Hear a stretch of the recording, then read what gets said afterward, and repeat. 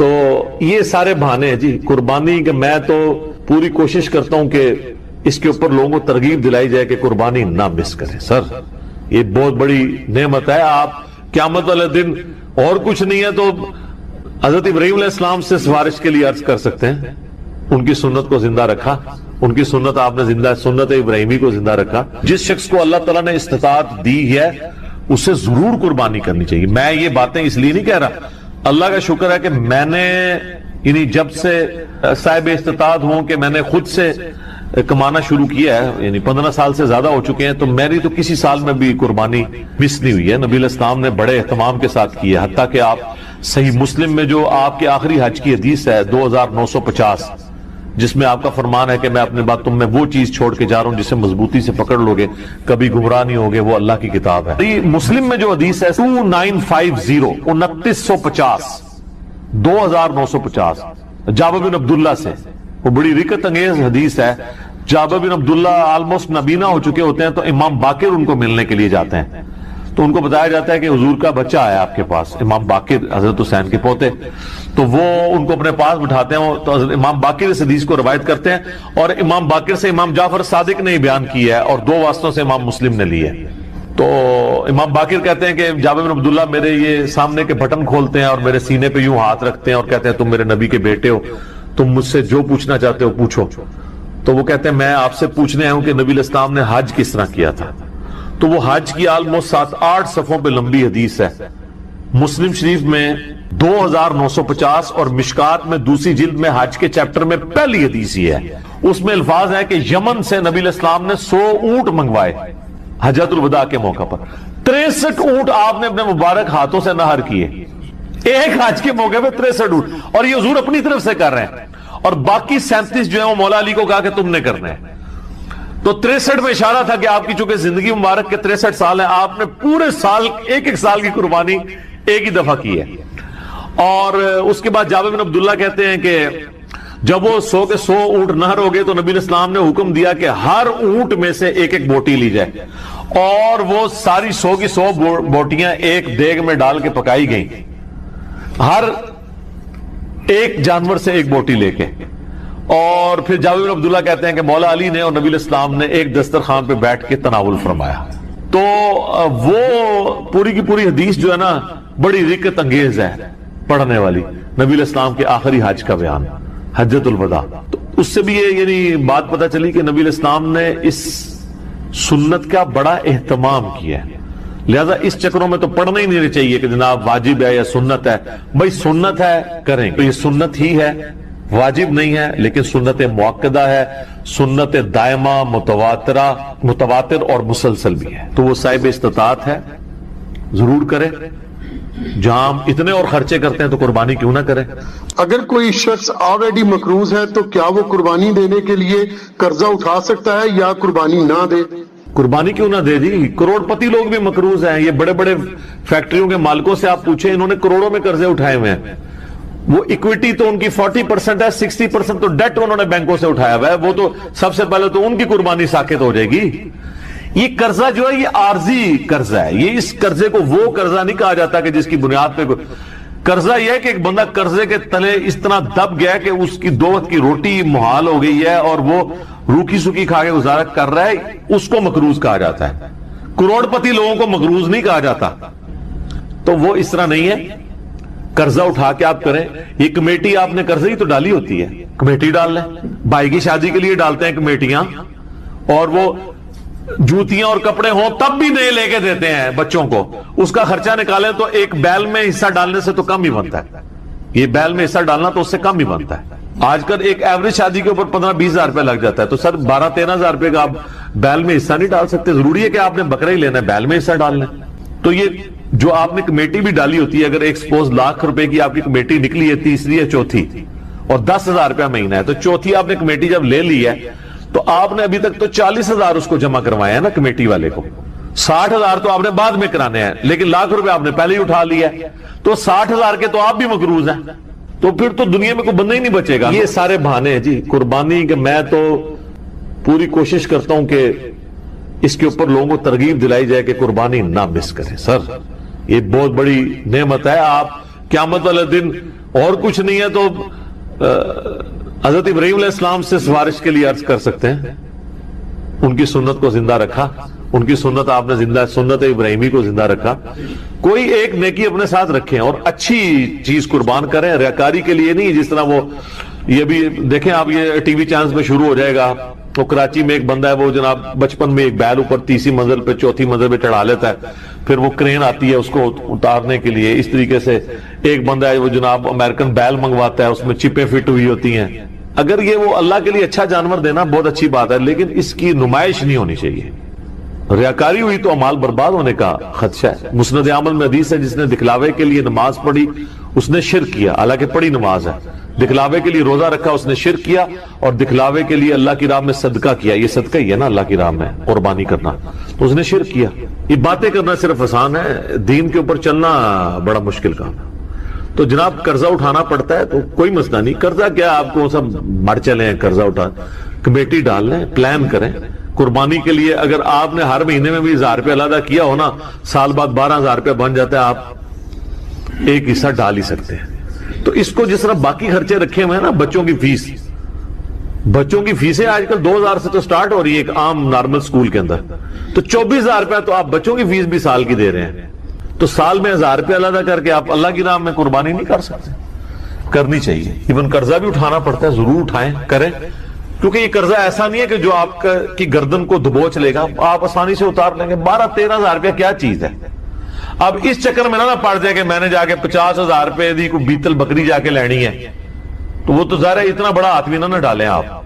ٹھیک ہے، نارمل قربانی کر لیں. بھی اگلا سوال ہے، اگر ایک خاندان میں ایک سے زیادہ لوگ مالی طور پر استطاعت رکھتے ہوں تو سب لوگوں کو الگ الگ قربانی دینا ہوگی، یا ایک خاندان کی جانب سے ایک قربانی کر دینا ہی کافی ہے؟ بہتر ہے جی سب الگ الگ دیں. دیکھیں یہ فضیلت ہے، ہر بندے نے اپنی قبر میں جانا ہے، وہ اللہ کے حضور کیوں نہ قربانی لے کے جائے. ان صلاتی و نسکی و محیای و مماتی للہ رب العالمین. رہا شرعی مسئلہ تو یہ ہے کہ ایک خاندان کی طرف سے ایک قربانی کافی ہے. وہ سنن ابن ماجہ میں بھی اور جامع ترمذی میں حدیث موجود ہے. ابو ایوب انصاری رضی اللہ تعالیٰ عنہ سے جب پوچھا گیا تو انہوں نے فرمایا کہ ہم نبی علیہ السلام کے زمانے میں ایک خاندان کی طرف سے ایک ہی بکری قربان کیا کرتے تھے. پھر بعد میں جب لوگ باہم دولت میں ایک دوسرے پہ فخر کرنا شروع کر دیا تو پھر ایک سے زیادہ لوگ جانور قربان کرنا شروع کر دیا لوگوں نے. اور ایک اور حدیث ہے سنن ابن ماجہ میں بھی، المستدرک للحاکم میں، ایک اور صحابی کہتے ہیں کہ ہم تو ہمیشہ سے پورے خاندان کی طرف سے ایک ہی جانور قربان کیا کرتے تھے، بکری یا بکرا، لیکن اب میرے گھر والے مجھے اکساتے ہیں تو ہم یعنی ایک دوسرے پر روب ڈالنے کے لیے کہ ہمسایوں نے تو 3 بکرے دیے ہیں، تم کیوں ایک. یہ صحابہ کے زمانے میں بھی ہے. یہ وہ جو ایک خاندانی ٹسل ہے، یہ تو وہ صحابی کہتے ہیں اب مجبوراً ہمیں اپنے گھر والوں کے اکسانے کے الفاظ ہیں، اکسانے پہ ہم بھی 1-2 بکرے زیادہ کر دیتے ہیں. ورنہ شرعی مسئلہ یہی ہے کہ ایک خاندان کی طرف سے ایک قربانی. یہ خاندان سے مراد ایک چولہا ہے. ایک چولہا اس اعتبار سے کہ میاں بیوی بچے. اب آپ کو گھر ایسا لے آئیں گے جہاں پہ 5 فیملیز رہ رہی ہیں اور چولہا ایک ہو تو وہ آپ کہیں گے ایک قربانی نہیں، وہ 5 خاندان ہے. چولہا عموماً بولا جاتا ہے. تو اگر 5 گھر میں خاندان ہے، ویسے خرچے ان کے علیحدہ علیحدہ ہیں، صرف ایک چولہا اکٹھا ہونے سے یہ نہیں ہوگا کوئی ایک خاندان بنے گا. میاں بیوی بچے یہ ایک خاندان ہے. چاہے وہ 5 بھائی اکٹھے رہ رہے ہیں، چولہا اکٹھا جل رہا ہے، پھر بھی وہ 5 خاندان تصور ہوں گے. ہر ایک خاندان کو اپنی قربانی الگ سے دینی چاہیے. اچھا یہ بھی بات لوگوں میں مشہور ہے کہ 7 ضروری پورے کر رہے ہیں. نہیں، 7 زیادہ سے زیادہ. ایک بندہ بھی ایک گائے دے سکتا ہے، 2 بندے بھی مل کے ایک گائے دے سکتے ہیں. بکرا نہیں 2 بندے مل کے دے سکتے، گائے. اب یہ روایت جو ہے نا جی یہ کمزور ہے. اس میں شریک القاضی مدلس ہیں اور ان سے روایت کر رہے ہیں سما کی تصدیق. امام ترمذی نے اس حدیث کو لیا ہے لیکن اس پہ جرا کوئی نہیں کیا ہے. لیکن ساتھ ہی انہوں نے عبداللہ بن مبارک کا قول نقل کیا ہے کہ میت کی طرف سے قربانی درست نہیں ہے، اور اگر کوئی قربانی کرے گا تو وہ صدقہ شمار ہوگی. جس طرح کہ میت کی طرف سے آپ صدقہ اور خیرات تو کر سکتے، میت کو تو ثواب پہنچتا ہے صدقہ اور خیرات کا. مسئلہ 74 میرا اصالہ ثواب کے اوپر ریکارڈڈ موجود. اور پھر عبداللہ بن عمر فرماتے ہیں کہ جو میت کی طرف سے قربانی کی جائے گی نا، پھر وہ چونکہ صدقہ ہے میت کی طرف سے، وہ سارے کا سارا اللہ کی راہ میں خرچ کر. اور پھر اس میں امپلائڈ ہے کہ پھر گائے میں حصہ نہیں ڈال سکتا، وہ پورا بکرا ہی میت کی طرف. اور بیسیکلی وہ قربانی نہیں ہو رہی ہوگی بلکہ وہ صدقہ ہو رہا ہوگا، اور وہ آپ خود نہیں کھا سکتے اصالہ ثواب کے لیے. باقی جو لوگ اب اس معاملے میں اجتہادن کہتے ہیں کہ میت کی طرف سے قربانی ہو سکتی ہے اور نبی علیہ السلام کی طرف سے بھی ہو سکتی ہے. اس کی دلیل وہ پکڑتے ہیں وہ مسلم کی کہ نبی علیہ السلام نے جب چتکبرے مینڈے قربان کیے تو آپ نے الفاظ اس کے اللہم تقبل من محمد و آل محمد و امت محمد کہ اے اللہ اسے قبول کر لے محمد صلی اللہ علیہ وآلہ وسلم کی طرف سے، ان کی آل کی طرف سے. اور تو یہ تو نبی علیہ السلام کی خصوصیت تھی کیونکہ النبی اولا بالمؤمن انفسہم وازواجہم امہاتہم. نبی صلی اللہ علیہ وآلہ وسلم مومنین کی جانوں پر اس سے بڑھ کر حق رکھتے ہیں اور مومن کی مائیں ہیں ان کی بیوی نبی علیہ السلام. اس کانٹیکسٹ میں ایک حدیث بخاری مسلم میں ہے کہ جب اللہ تعالیٰ نے نبی علیہ السلام کو وسعت دی تو جب کبھی کوئی مقروض کا جنازہ لایا جاتا تھا نا، اس وسعت سے پہلے تو آپ کہتے تھے کہ جب تک اس کا قرضہ نہیں اترتا میں اور جب مقروض کا جنازہ وسعت کے بعد آتا تو آپ فرماتے ہیں کہ قرآن میں آیت ہے النبی اولا بالمؤمن انفسہم وازواجہ امہاتہم، تو میں سب سے زیادہ حقدار ہوں کہ میں اس کا قرض اٹھوں. آپ علیہ السلام نے یعنی خالی اس رشتے کو اویل نہیں کیا. یا تو پیری مریدی میں لوگ کیا کہتے ہیں کہ وہ پیر کہتا ہے کہ مرید میرے لیے قربانی کرے کیونکہ میرا اس کی جان سے بڑھ کے اس پہ حق ہے. رسول اللہ کا تو واقعی ہم پہ ہماری جان سے بڑھ کر حق ہے اور حضور کہہ رہے ہیں حق تو میرا ہے اس کے اوپر، لیکن جب اس پہ اس طرح کا وقت آیا تو میں اس کے روحانی باپ کی حیثیت سے اس کا قرضہ خود روحانی باپ تو ہے نا امت کے. صلاۃ بر محمد و آل محمد اللہم صلی علی محمد و علی آل محمد. تو اس حدیث کے تحت لوگ کہتے ہیں کہ جی وہ جو نبی علیہ السلام نے کہا کہ میری طرف سے اور میرے گھر والوں کی آل کی امت کی، تو کہتے ہیں پھر امت بھی اگر حضور کی طرف سے کر دیں تو پھر میں یہ کہوں گا کہ یہ پھر مسئلہ اجتہادی ہے. ضعیف احادیث بھی اس کو سپورٹیو ہے، اگر کوئی دینا چاہتا ہے ضرور دے لیکن گائے میں نہ حصہ ڈالے، اللہ سے ایک بکرا دینا. اور پھر جس طرح ابن مبارک نے فرمایا، عبداللہ ابن مبارک نے امام حنیفہ شاگرد ہیں، امام حنیفہ کے شاگردوں میں سے ہیں اور امام بخاری کے دادا استاد، کہ پھر اس طرح کا گوشت خیرات. باقی یہ ہماری جذباتی ایفیلیشن ہے. مجھے بتائیں کہ رسول اللہ صلی اللہ علیہ وآلہ وسلم اس کام سے خوش ہوں گے جو انہوں نے امت کے ذمہ لگایا ہے کہ امت کرے، یا اس کام سے خوش ہوں گے جو امت کے ذمہ لگائے نہیں ہے اور امت دھونس اور زبردستی کے ساتھ اتری ہوئی ہے. چلیں اگر آپ مولا علی والی حدیث سے پلی لیتے ہیں، وہ تو مولا علی کی ڈیوٹی لگائی نا، حضور نے امت کو تو نہیں کہا میرے بعد میرے نام کے کرتے رہنا. پھر بھی آپ اگر ان الفاظ میں بھی جائیں گے تو وہ مولا علی کے لیے.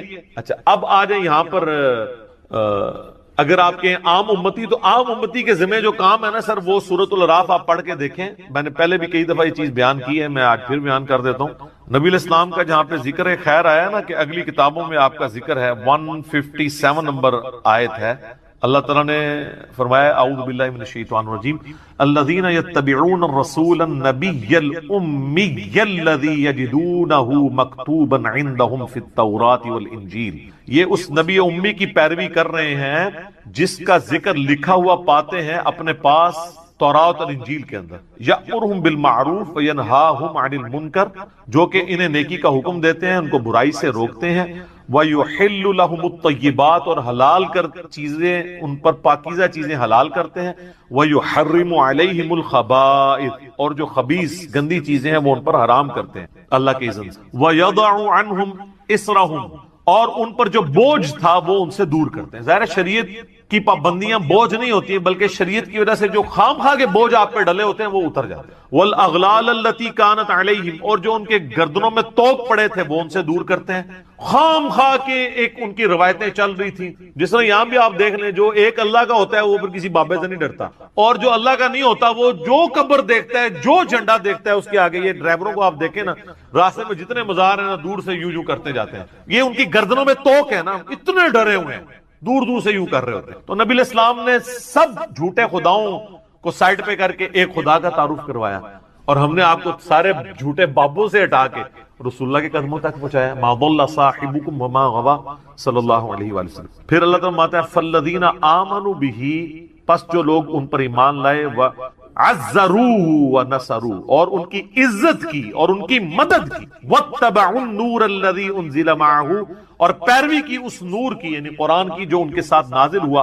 اولئک هم المفلحون، ایسے ہی لوگ ہیں جو فلاح پا گئے. تو اللہ تعالیٰ فرما رہا ہے کہ رسول اللہ صلی اللہ علیہ وآلہ وسلم کے ساتھ محبت کا تقاضا یہ ہے کہ آپ ان پر ایمان لاؤ، قرآن کی پیروی کرو، اور رسول اللہ کی اس کاز میں جس کاز کے لیے وہ دنیا میں آئے ان کی مدد کرو. آج بھی رسول اللہ کی آپ نے مدد کرنی ہے، ان کے دین کی مدد کرنی. یہ یعنی رسول اللہ صلی اللہ علیہ وسلم ہمارے محتاج نہیں ہیں، لیکن جو ایک روحانی باپ کی حیثیت سے ہم پر حق ہے ان کا، جو بخاری مسلم میں آپ نے یوم النہر کے خطبے میں بھی کہا ہے اور یوم عرفہ کے خطبے میں بھی کہ کیا میں نے اللہ کا پیغام تم تک پہنچا دیا؟ سب نے کہا یا رسول اللہ پہنچا دیا۔ آپ نے فرمایا اب تمہاری ذمہ داری ہے کہ اس پیغام کو دوسرے لوگوں تک پہنچاؤ۔ پھر 3 دفعہ آپ نے گواہ بھی کیا، اللہم اشہد اللہم اشہد اللہم اشہد، اے اللہ گواہ رہنا، اے اللہ گواہ رہنا، گواہ رہنا، یہ لوگ مان رہے ہیں کہ میں نے پیغام پہنچا۔ تو نبی علیہ السلام اس کو شہادت علی الناس کہتے ہیں، اللہ کے گواہ بن کے انسانیت کے اوپر کھڑا ہونا۔ تو یہ آپ کی ذمہ داری ہے۔ ہم لوگ یعنی اس ٹینشن میں پڑے ہوتے ہیں کہ میں نے حضور علیہ السلام کے نام کا بکرا کرنا ہے، ٹھیک ہے، یا کوئی شخص انگوٹھے چومنے کو محبت کا اظہار سمجھتا ہے۔ سر محبت کا اظہار اس کو آپ سمجھیں، میں اس کو فیل کر سکتا ہوں، میں ایک ادنا سا انسان ہوں، مجھے میرے ساتھ جو لوگ اٹیچ ہیں، میرے لیے کوئی کھڑا ہو جاتا ہے مجھے تو برا لگتا ہے، یا کوئی میرے لیے جھک جاتا ہے یا مجھے کوئی پروٹوکول دیتا ہے تو مجھے نہیں لگتا، اچھا نہیں لگتا۔ مجھے اچھا وہ بندہ لگ رہا ہوتا ہے کہ جو ہم نے یہ دعوت توحید اور سنت کی دعوت بلند کی ہے، اس کے لیے قربانیاں دی۔ یہ میں اس چیز کو سمجھ سکتا ہوں، ایک چھوٹے سے لیول پہ کام کرنے والا، اور میں اس کو فورس ہی کر سکتا ہوں کہ وہ جو شخص ہماری اس دعوت میں ہمیں سپورٹ نہیں کر رہا اور صرف جو ہے وہ آگے پیچھے پھرنے کے چکروں میں ہے، تو مجھے تو وہ کوئی کچھ بھی کنٹریبیوٹ نہیں کر رہا۔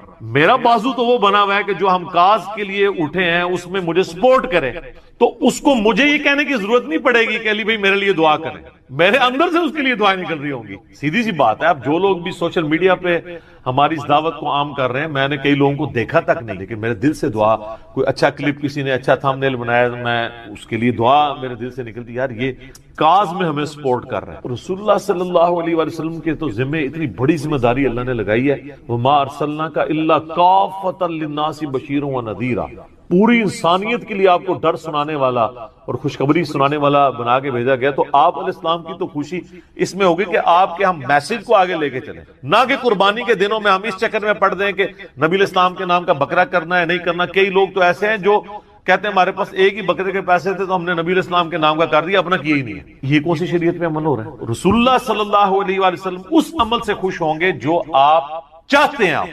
آپ کی عزت کا کوئی بھی معیار جو آپ نے رکھا ہے وہ قابل قبول ہوگا، اور جو آپ صلی اللہ علیہ وآلہ وسلم نے نہیں رکھا وہ مردود بھی ہو سکتا ہے قابل قبول، لیکن وہ تو ڈیفینیٹلی قابل قبول ہے جو آپ نے رکھا ہے۔ جامعہ ترمذی میں موجود ہے، ابو داؤد اور ابن ماجہ میں ڈیٹیل حدیث ہے، اور اس حدیث کے اندر شریک القاضی مدلس ہے، لیکن سما کی تصریح سنن کبریٰ البیہقی میں موجود ہے کہ ایک صحابی قیس بن سعد کہتے ہیں میں کوفے کے پاس ہیرا نامی شہر میں گیا تو صلی اللہ علیہ وآلہ وسلم نے اپنی عزت اور تعظیم کا وہ راستہ جو شرکی کیٹیگری میں فال کر سکتا تھا یا آپ کی تعلیمات کے خلاف تھا، اس کو سائیڈ پہ کر کے آپ نے کہا یہ کام ہے کرنے۔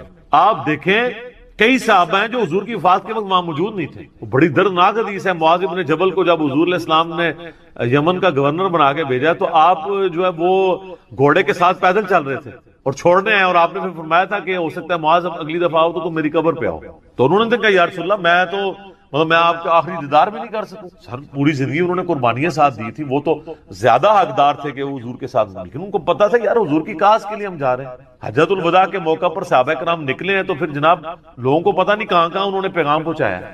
جو قادسیہ یرموک لڑنے کے لیے گئے ہیں وہ تو اپنی لائف کنکلوڈ کر کے گئے ہیں، کتنے لوگ شہید بھی ہو گئے وہاں پہ۔ تو یہ آپ حضور کے نام کے جانور دینے کی بجائے نا سر حضور کی کاز کے لیے آپ جو اللہ تعالیٰ کی آپ سے ریکوائرمنٹ ہے، جو نبی علیہ السلام کی ریکوائرمنٹ ہے، جامعہ ترمذی ابو داؤد میں حدیث ہے، نبی علیہ السلام فرمایا اللہ اس کا چہرہ خوش و خرم رکھے جو ہماری حدیث سنے اور آگے لوگوں تک پہنچائے۔ حضور دعائیں دے کے گئے ہیں ان لوگوں کو جو آپ کا پیغام لوگوں تک پہنچا رہے ہیں، اور پھر حجۃ الوداع پہ آپ کی تلقین، پھر غدیر خم پہ آپ کی تلقین، قرآن اور اہل بیت، قرآن اور سنت، اور آگے پہنچاؤ آگے پہنچاؤ۔ کیوں؟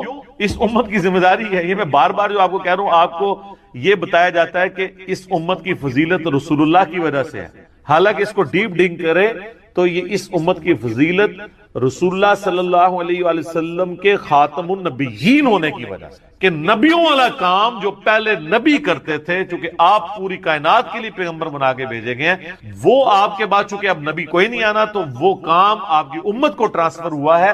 اس کام کے ٹرانسفر ہونے کی وجہ سے یہ امت افضل ہے، صرف چھڑا حضور علیہ السلام کا نام لگانے کی وجہ سے نہیں۔ اور اگر آپ یہ کہیں میرا اجتہاد ہے تو میں آپ کو قرآن کی آیت پیش کروں گا، کنتم خیر امۃ للناس تأمرون بالمعروف وتنہون عن المنکر وتؤمنون باللہ، تم بہترین امت ہو جو لوگوں کے نفع کے لیے نکالے گئے ہو، لوگوں کو اللہ کی طرف بلاتے ہو یعنی لوگوں کو نیکی کی طرف بلاتے ہو، برائی سے روکتے ہو اور اللہ پر ایمان لاتے ہو۔ ایمان تیسرے نمبر پہ ذکر ہوا ہے کہ ایمان سچا اس کا ہے جو لوگوں کو اللہ کی طرف بلائے، نیکی کے کاموں کی طرف برائے، برائی سے روکے۔ تو نبی علیہ السلام کا منصب تو یہ تھا، اور آپ کی مدد آپ نے اس طریقے سے کرنی۔ یہ حضرت عیسیٰ علیہ السلام اپنے ساتھیوں سے جب کہہ رہے ہیں من انصاری اللہ، تو کوئی مطلب نعوذ باللہ من ذالک کو دنیاوی طور پہ کوئی فوڈ چین کھولنے کے لیے تو نہیں وہ کہہ رہے تھے، دین کے مدد کے لیے۔ تو حواری قال الحواریون نحن انصار اللہ، ہم جو ہیں وہ اللہ کے مددگار، اس کے دین کے مددگار۔ تو رسول اللہ کے نام کے بکرے قربان کرنے کی بجائے نا آپ دین میں ان کے لیے مدد اور اس دین کے پیغام کو، یہ ہے کام کا۔ تو باقی ساری چیزیں تو ثانوی ہیں۔ باقی آپ اصالہ ثواب کے اوپر مسئلہ 74 میرا دیکھ لیں، 10 لاکھ سے زیادہ لوگ یوٹیوب پہ ویڈیو دیکھ چکے، بلکہ 1.2 یا 1.3 ملین کے قریب لوگ دیکھ۔ میں نے اصالہ ثواب کی ساری اس کیٹیگری میں فال کرے گا۔ قربانی والا مسئلہ جو ہے مختلف ہے، باقی وہ جو ہے اسے سارا لیتے ہیں، روایتیں کم، زیادہ سے زیادہ مولا علی کی خصوصیت ہو، اور باقی رہا رسول اللہ کا کہنا کہ محمد آل محمد اور امت محمد کی طرف سے قبول کر، تو یہ نبی علیہ السلام کی خصوصیت۔ ورنہ تو آپ بھی جب پھر قربانی کریں تو آپ بھی کیا پھر یہ ساتھ کہیں گے کہ میری طرف سے، میرے گھر والوں کی طرف سے، رسول اللہ کی طرف سے اور پوری امت کی طرف سے قبول کر، لہذا پوری امت کو کرنے کی ضرورت ہی نہیں ہے، اس طرح تو نہیں ہے۔ تو اس جو خصوصیت والی چیز ہے اس کو اس طریقے سے۔ پوائنٹ نمبر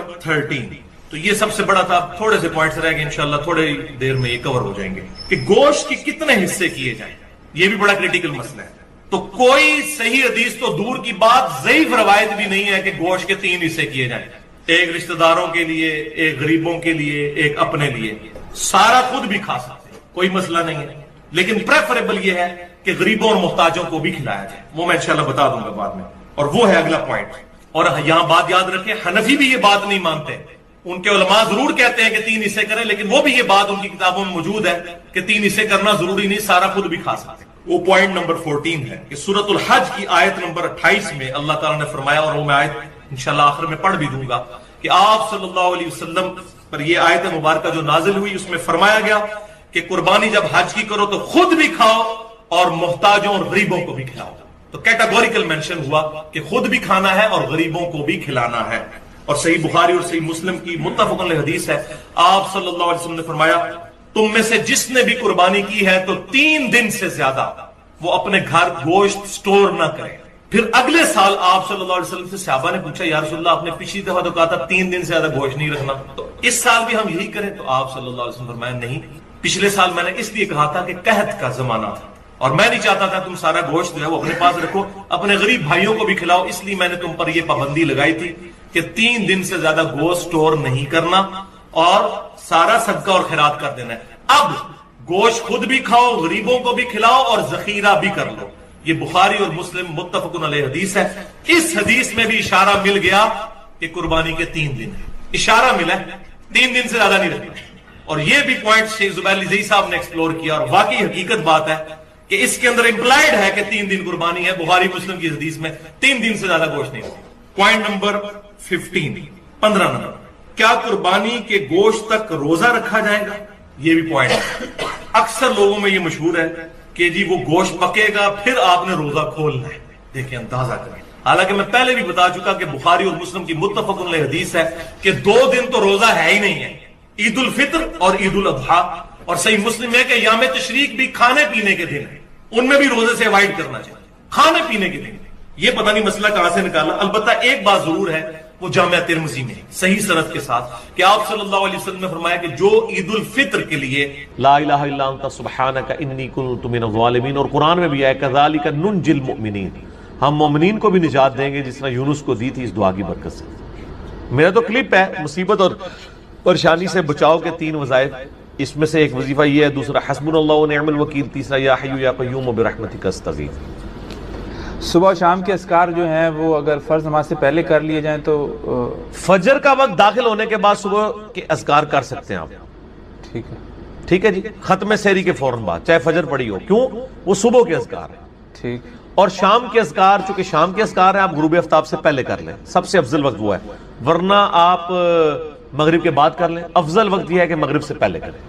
ٹھیک، شام کے اذکار ہیں وہ رات کے نہیں ہیں، مغرب میں تو رات شروع ہو جاتی ہے۔ فی النار اعوذ باللہ السمیع العلیم من الشیطان الرجیم من حمزہ ونفخہ ونفثہ بسم اللہ الرحمن الرحیم رب اشرح لي صدري ويسر لي امري واحلل عقدة من لساني يفقهوا قولي بسم الله الرحمن الرحيم ان الله وملائكته يصلون على النبي يا ايها الذين امنوا صلوا عليه وسلموا تسليما اللهم صل على محمد وعلى آل محمد كما صليت على إبراهيم وعلى آل إبراهيم إنك حميد مجيد اللهم بارك على محمد وعلى آل محمد كما باركت على إبراهيم وعلى آل إبراهيم إنك حميد مجيد اللهم ربنا آتنا في الدنيا حسنة وفي الآخرة حسنة وقنا عذاب النار ربنا آتنا من لدنك رحمة وهيئ لنا من أمرنا رشدا لا إله إلا أنت سبحانك إني كنت من الظالمين حسبنا الله ونعم الوكيل يا حي يا قيوم برحمتك أستغيث ولا حول ولا قوة إلا بالله العلي العظيم آمین۔ سورۃ الانبیاء سورت نمبر 21 سے سٹارٹ کریں گے۔ آج پارہ نمبر 17 کا بھی آغاز ہو رہا ہے اور پہلی سورت الانبیاء ہے۔ قرآن حکیم میں اس کا نمبر 21 ہے اور یہ مکی صورتوں میں سے ایک صورت ہے، اور مکی صورتوں کا جو اسلوب ہے وہ عقیدہ توحید سے متعلق ہے، فکر آخرت سے متعلق ہے۔ اس میں بھی اسپیسیفکلی آخرت میں اللہ تعالی جو انسانوں کو اٹھائے گا اس کے حوالے سے ڈسکشن ہے، اور مختلف انبیاء کرام علیہم السلام سے متعلق جو ان کو مختلف قوموں میں بھیجا گیا، ان کے جو حالات و واقعات مختلف جگہ قرآن پاک میں رپورٹ ہوئے، کمبائنڈ فارم میں آپ کو یہاں پر ملیں گے۔ اسی نسبت سے اس کا نام سورۃ الانبیاء ہے۔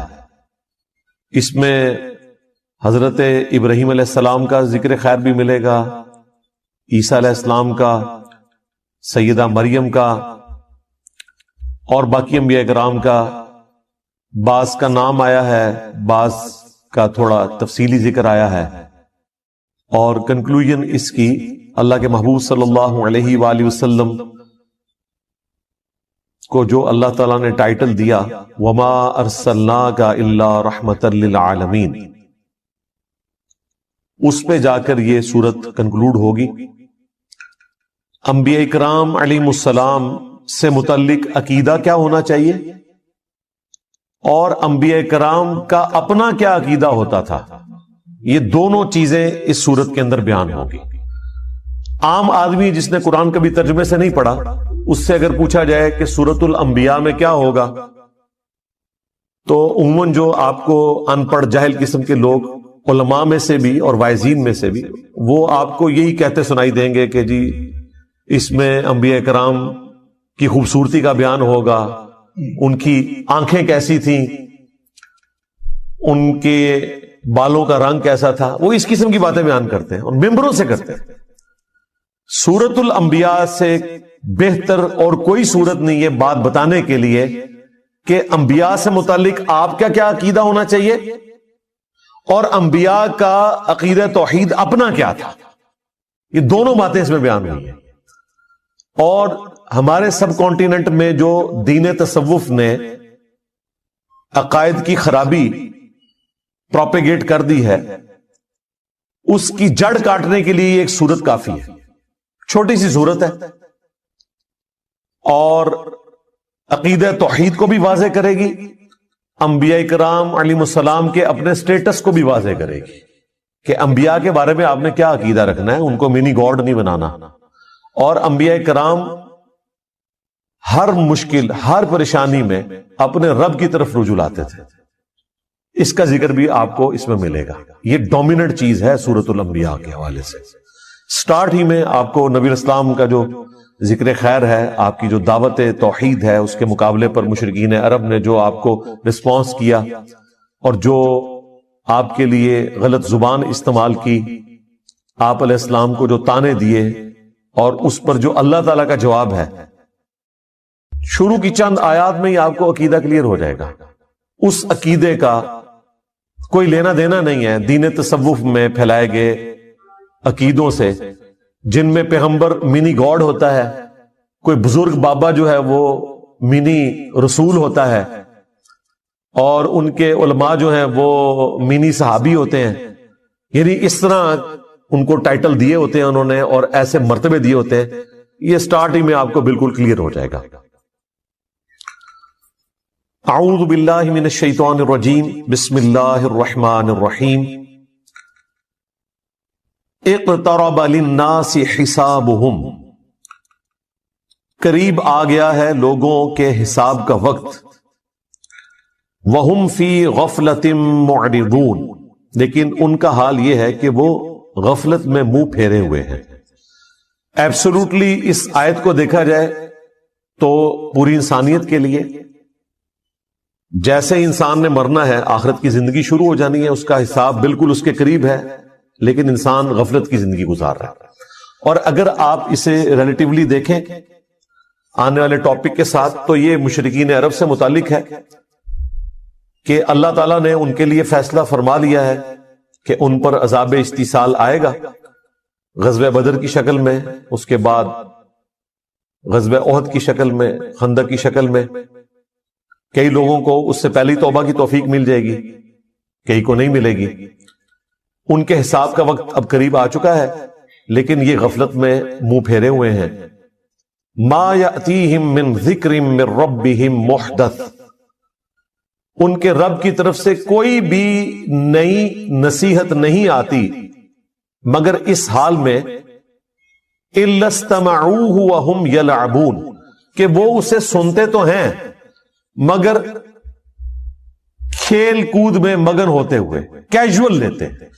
سورۃ الفرقان میں ہے نا کہ اللہ کے نیک بندوں کی نشانی یہ ہے کہ وہ اندھے اور بہرے بن کر اللہ کی آیات پر نہیں گرتے، غور و تفکر کرتے ہیں. اللہ تعالیٰ کی طرف سے پیغام آیا، اسے سیریس لینے کی ضرورت ہے. بجائے اس کے کہ اسے سیریس لیں، وہ کہتے تھے یہ اگلے لوگوں کی کہانی ہے، اور پہلے بھی ہم نے اتنی باتیں سنی، کوئی عذاب نہیں آیا. اگر یہ نبی واقعی سچا ہے اور یہ کہتا ہے کہ مرنے کے بعد زندہ کیا جائے گا، تو بڑا آسان سا ٹیسٹ ہے، ہمارے ماں باپ کو زندہ کر دے، ہمارے سامنے لے آئے، ہم اس پہ ایمان لے آئیں گے. تو بھائی اگر یہ سب کچھ ہو جائے تو پھر آپ کون سا ایمان لے کر آئے؟ ایمان کا تو مطلب ہی ہے غیب میں دیکھ کر ماننا. ان الذین یخشون ربہم بالغیب لہم مغفرۃ واجر کبیر، جو اپنے رب سے بغیر دیکھے ڈرتے ہیں ان کے لیے مغفرت اور بڑا اجر ہے. دیکھ کر تو سب نے مان لینا ہے.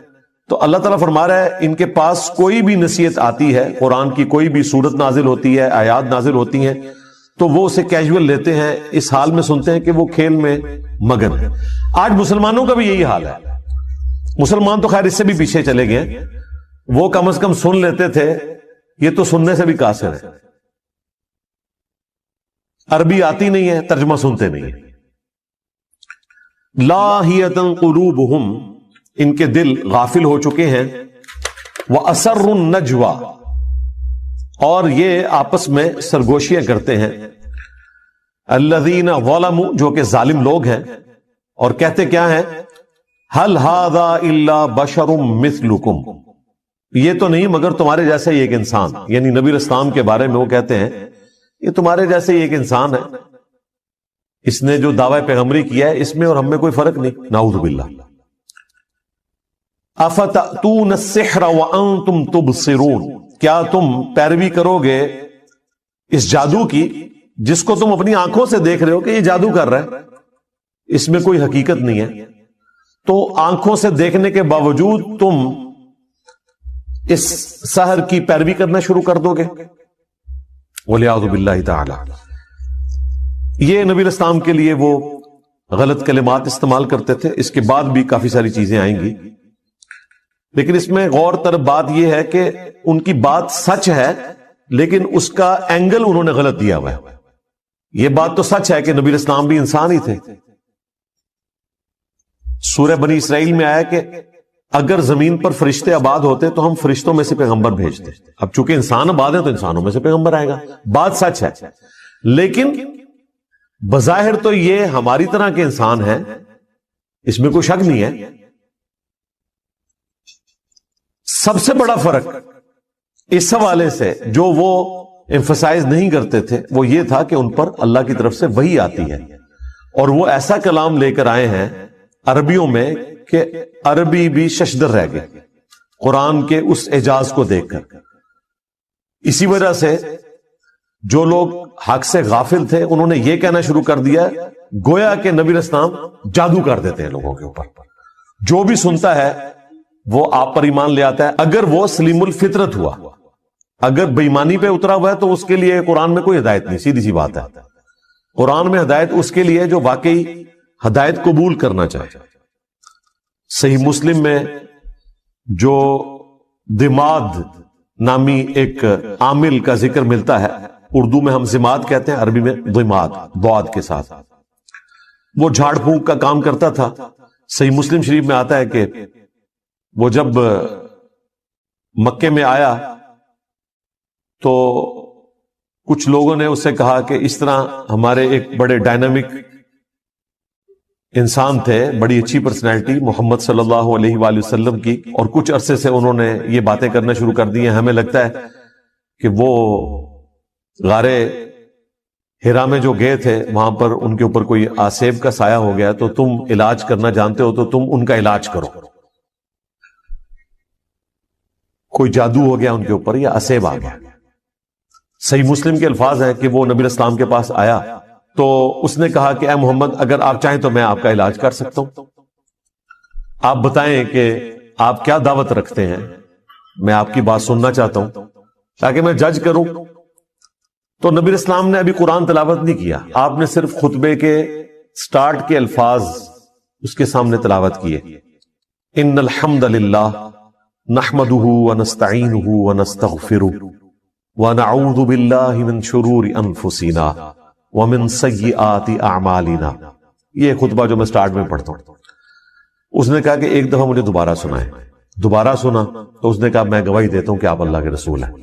یہ کلام ایسا کلام ہے ہی نہیں ہے، ابھی قرآن نہیں پڑھا تھا، صرف خطبے کے الفاظ، اور ظاہر اس میں تو دعوت تھی نا، آپ نے گاڈ اورینٹڈ ہونا ہے۔ ساحروں کی گفتگو اس قسم کی تو نہیں ہوتی، شاعروں کی گفتگو اس قسم کی تو نہیں ہوتی، وہ تو خوابوں کی دنیا میں رہتے ہیں، وہ تو عشق مجازی کا شکار ہوئے رہتے ہیں۔ یہ تو گاڈ اورینٹڈ چیز، اور وہ بھی اتنی پروفیشن کے ساتھ، وہ ایمان لے آیا۔ اب اس فیلڈ کے ایکسپرٹ نے اسلام قبول کر لیا، ہونا تو چاہیے تھا جن لوگوں نے بھیجا تھا وہ سارے بھی مسلمان ہوتے، کیونکہ جس بندے کے اوپر ان کا تکیہ تھا وہی ایمان لے آیا۔ لیکن وہی ہوا جس طرح جادوگر ایمان لے آئے، فرعون نہیں ایمان لے کر آیا، حالانکہ فرعون کو ایمان لانا چاہیے تھا۔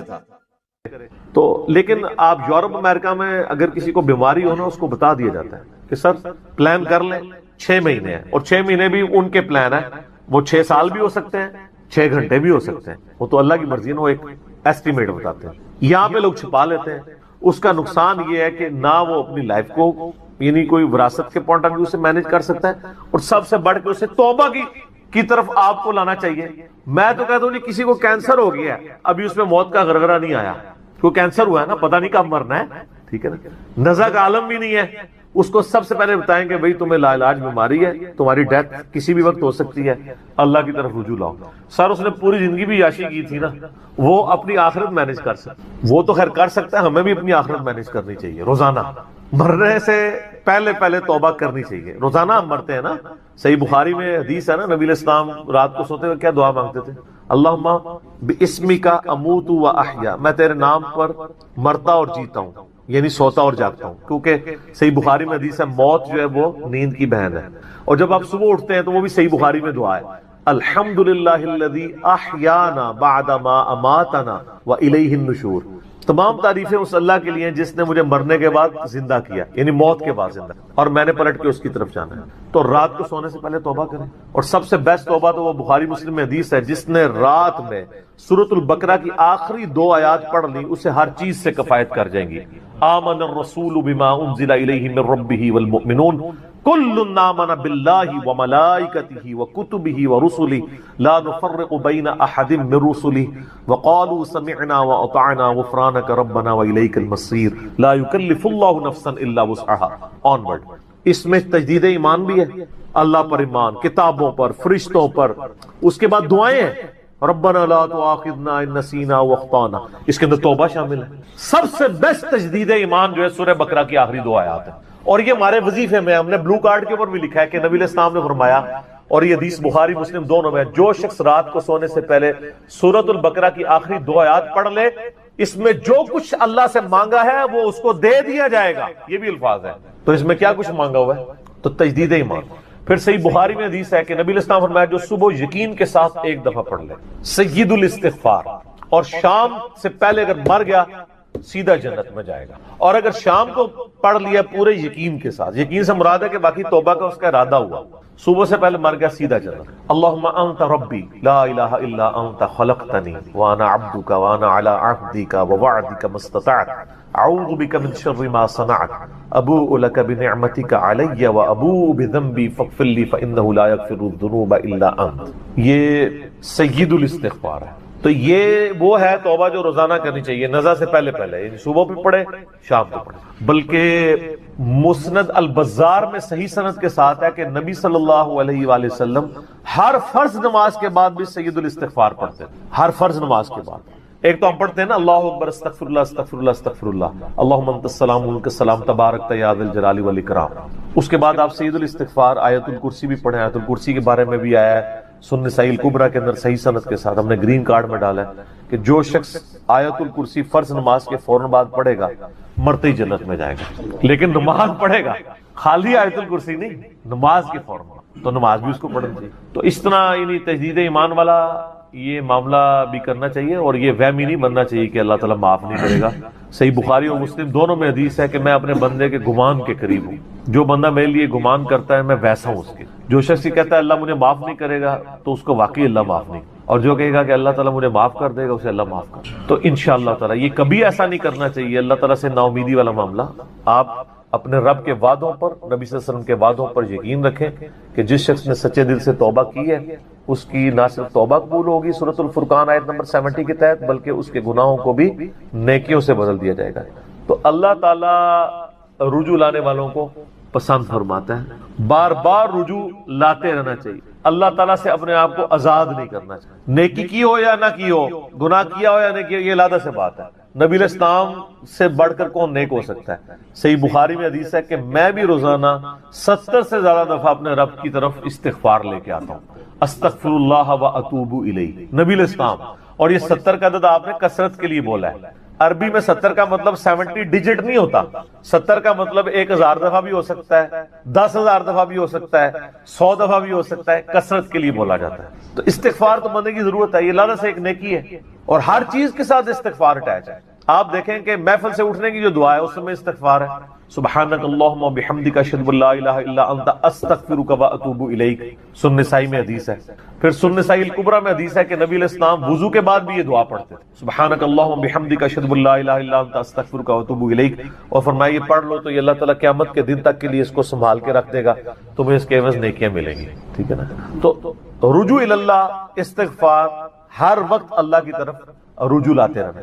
और सबसे बेस्ट ये है कि नमाज के तशहुद की आखिरी जो दुआएं वाला पोर्शन है ना उसमें इस्तिग़फ़ार मांगे, क्योंकि सही बुखारी में हदीस है जब दुरूद शरीफ तशहुद में पढ़ चुको उसके बाद जो चाहो अपने रब से मांगो। सजदों में भी मांगे। सही मुस्लिम में हदीस है सजदे में इंसान अपने रब के सबसे ज्यादा करीब होता है। तुम खूब रब से दुआएं मांगा करो, और नबी इस्लाम ने दुआ भी सिखा दी। बुखारी और मुस्लिम दोनों में है कि नबी इस्लाम रुकू और सजदे में पढ़ते थे सुब्हानक अल्लाहुम्मा व बिहम्दिका अल्लाहुम्मा इग़फिर ली। ये हमारे वो अस्कार में लिखा है सुब्हानक अल्लाहुम्मा बिहम्दिका अल्लाहुम्मा इग़फिर ली, तो इसमें दुआ ही है। फिर दो सजदों के दरमियान में रब्बी इग़फिर ली है। सर इस्तिग़फ़ार तो हर जगह ही चल रहा होता है। तो अल्लाह की तरफ रुजू लाए और अल्लाह से उम्मीद रखें। दुनिया में किसी ने तौबा कर ली तो मौजा ही मौजा, ये आखिरत के लिए मामला है। तो शिर्क, यार आपने क्या शिर्क किया होगा जो सहाबा किराम ने कबूल ईमान से पहले किया? सर सही मुस्लिम में हदीस है 321 नंबर, मैंने करबला रिसर्च पेपर में डाली, बड़ी लंबी हदीस है। अमर बिन आस रज़ियल्लाहु तआला अन्हु कहते हैं कि जब मुझे ये अंदाजा हुआ कि अब नबी इस्लाम यानी गलबा पाएंगे, یعنی اللہ نے ان کا سینہ اسلام کے لیے کھول دیا. اسلام قبول کرنے کے لیے نبی صلی اللہ علیہ وآلہ وسلم کی خدمت میں حاضر ہوئے تو خود ہی بتاتے ہیں, اور انہوں نے اپنے نزا کے عالم میں موت کے وقت میں اپنے بیٹے کو, بڑی لمبی بڑی رکت انگیز حدیث ہے, میرا یوٹیوب پہ کلپ بھی ہے, عمرو بن عاص کی موت کے وقت اشک بار آنکھوں سے سونے والی. تو خیر اس میں یہ بھی الفاظ ہیں, کہتے جب میں نبی صلی اللہ علیہ وسلم کے پاس ایمان لانے کے لیے گیا نا تو نبی علیہ السلام نے اپنا دایاں ہاتھ آگے بڑھایا بیعت کرنے, تو کہتے ہیں میں نے دایاں ہاتھ بڑھایا لیکن حضور کے ہاتھوں میں ہاتھ دینے سے پہلے ہی کھے. میں نے کہا یا رسول اللہ پہلے مجھے گارنٹی دیں کہ میں نے جو کچھ اسلام کے خلاف سازشیں کی ہیں پچھلے 19 سال میں, اسلام کے آنے کے بعد 19 سال تک اسلام کے خلاف یہ اور خالد ابن ولید یہ دونوں کٹھے مسلمان ہوئے تھے ایک ہی دن ایک ہی وقت میں 19 سال. پھر اسلام کی حالت میں انہیں 19 سال نہیں ملے ہیں حضرت خالد ابن ولید, کفر میں ملے ہیں, اسلام میں تھوڑا وقت ملا. تو حضرت عمرو بن عاص کہتے ہیں میں نے ہاتھ کھینچ لیا, میں نے کہا یا رسول اللہ پہلے گارنٹی دے میرے سارے گناہ معاف ہوں. تو آپ صلی اللہ علیہ وسلم نے فرمایا کہ اے عمر کیا تجھے نہیں پتا کہ اسلام پچھلے کے سارے گناہوں کو معاف کر دیتا ہے, اور اللہ کی راہ میں ہجرت پچھلے کے سارے گناہوں کو معاف کر دیتی ہے, اور حج مبرور پچھلے کے سارے گناہوں کو معاف کر. تو یعنی اسلام لے کر آنا کتنی بڑی دولت ہے. تو یہ تجدید ایمان کرنا, کلمہ پڑھ کے یہ اپنا تجدید ایمان والا معاملہ بھی کرتے رہنا چاہیے, یہ بھی ایک توبہ کا ذریعہ ہے. اللہ سے امید رکھیں, اللہ کو اصل میں باغی پسند نہیں ہے, جو گناہ کر کے توبہ کر لیتے ہیں نا وہ اللہ کو بڑے پسند ہیں. اتنے پسند ہیں کہ ایک بڑی عجیب و غریب روایت ہے صحیح بخاری اور مسلم میں, صحیح مسلم میں ذرا زیادہ ڈیٹیل ہے کہ نبی علیہ السلام فرماتے ہیں اگر تم گناہ کرنا چھوڑ دو گے تو اللہ تعالیٰ تمہیں ختم کر دے گا, اور ایسی مخلوق لے کے آئے گا کہ جو گناہ کرتی ہو اور اللہ ان کو معاف کر کے خوشی محسوس کرے. اچھا اس کو بعض لوگوں نے دوسری طرف لے لیا, ان کا جی اللہ تعالیٰ گناہوں سے بڑا خوش ہوتا ہے. نہیں نا, اصل میں یہ بتانا چاہ رہے تھے نبی صلی اللہ علیہ وآلہ وسلم کہ انسان کے اندر بلٹ ان فالٹ رکھا گیا ہے کہ وہ غلطی کرے گا. اصل مسئلہ یہ ہے کہ وہ آدمی بنے. آدم نے اپنی غلطی کو جسٹیفائی کیا نہیں, جب غلطی کی تو کیا کہا ربنا ظلمنا انفسنا وان لم تغفر لنا وترحمنا لنکونن من الخاسرین, معاف کر دیا اللہ نے. شیطان نے اپنی غلطی کی جسٹیفیکیشن دینا شروع کر دیا, میں ایسے بہتر ہوں, تو نے اس کو مٹی سے بنایا, مجھے آگ سے بنایا ہے, میں اس کو کیسے سجدہ کروں. جو اپنی غلطی کی جسٹیفیکیشن دے وہ شیطان ہوتا ہے, اور جو اپنی غلطی کی جسٹیفیکیشن دیے بغیر سیدھی معافی مانگ لے وہ آدمی ہوتا ہے. ہم کہتے ہیں نا آدمی, آدم کے ساتھ اس کی مضبوط ہو جاتا ہے. تو رجوع اللہ, تو وہ نبی علیہ السلام یہ بتانا چاہ رہے تھے کہ ایسی مخلوق جو گناہ نہ کرے وہ تو آلریڈی اللہ کے پاس موجود ہے.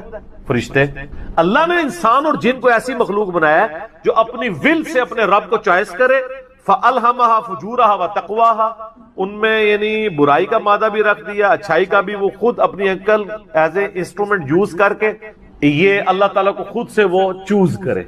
ایسی مخلوق اللہ کو چاہیے تھی. سر یہی وہ چیز ہے جیسے انسان فرشتوں سے افضل ہو جاتا ہے. اور میں اکثر کہا کرتا ہوں کہ یہ وہ دولت ہے جو جبرائیل کے پاس, اور کوئی نہیں. تو کہتے ہیں اس کو تمیز ہی نہیں بات کرنے کی. دنیاوی طور پہ وہ گالی نکال کے بھی دنیاوی فائدے کی بات کرے تو آپ تمیز کو نہیں دیکھتے, اور آپ کے آخرت کے فائدے کی بات وہ لجاجت سے بھی کرے تو آپ کہتے ہیں تمیز سے نہیں بات کر رہا. اصل میں آپ نے خود کبوتر کی طرح آنکھیں بند کی ہوئی ہیں, بلی کو غائب کرنا چاہتے ہیں لیکن بلی غائب نہیں ہوگی, تھوڑی دیر بعد آپ کی گردن مروڑ لے, بولے اعوذ باللہ تعالیٰ. یعنی یہ ایک انسان کے اوپر ایک موت کی تلوار تو لٹک رہی ہے.